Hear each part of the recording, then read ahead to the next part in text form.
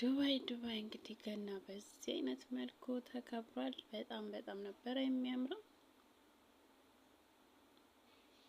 እና በነገራችን ላይ እነሱ ሁለት በዓልን ነው የሚያከብሩት።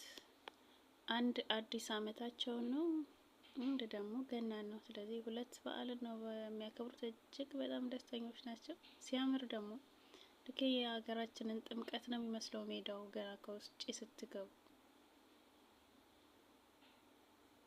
የሚሉ ናቸው። እዚህ ጋር አንድ ኢትዮጵያ አይታለች።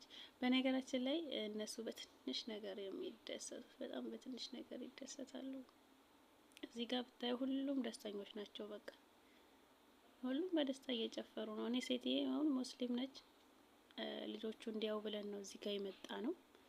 ግን እንዴት በቃ እየጨፈረች እንደምትዘና ልጆቹን በአንድ እጇ ይዛ ወደ ላይ እየዘለለች ልክ እነዚህ እንደሚዘሉት ትዘላለች አብራ። ብዙ ማስገባት አልፈለኩኝም ቪዲዮ ውስጥ ነው።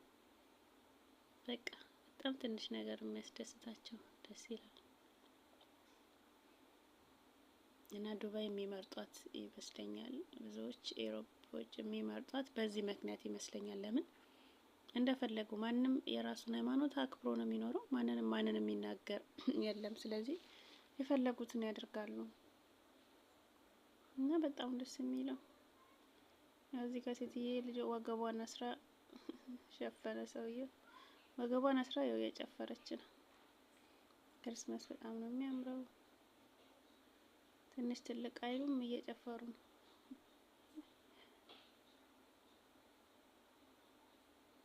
በጣም ደስ ይል ነበር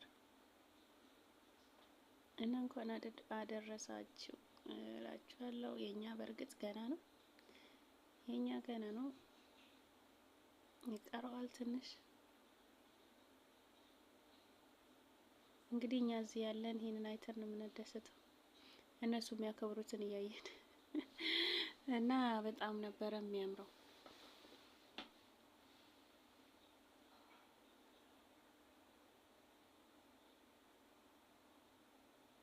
በነገራችን ላይ እነዚህ የሚጨፍሩት አራቱ ሴቶች በጣም ትላልቅ ሴቶች ናቸው።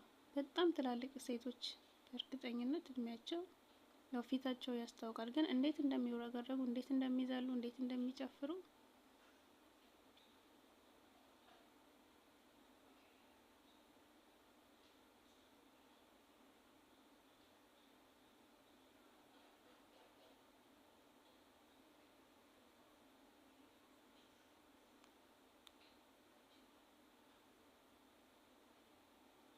በጣም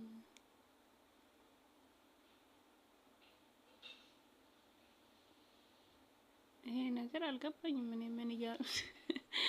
ምን እያሉ እንደሆነ አልገባኝም። ግን በቃ ያው ገና ነው በሚል አይቼዋለሁ እንጂ ነገራቸው ብቻ ግን ግራ ያጋባል።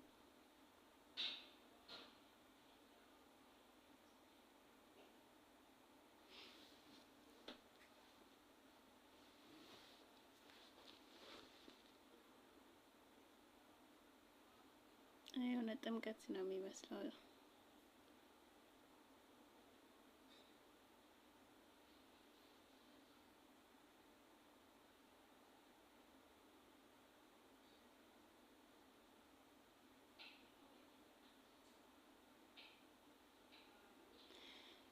ወደ ቤተሰቦቼ እንግዲህ ገናን አይታችሁ ስለተከታተላችሁኝ እስከ መጨረሻው ከልብ ነው የማመሰግነው።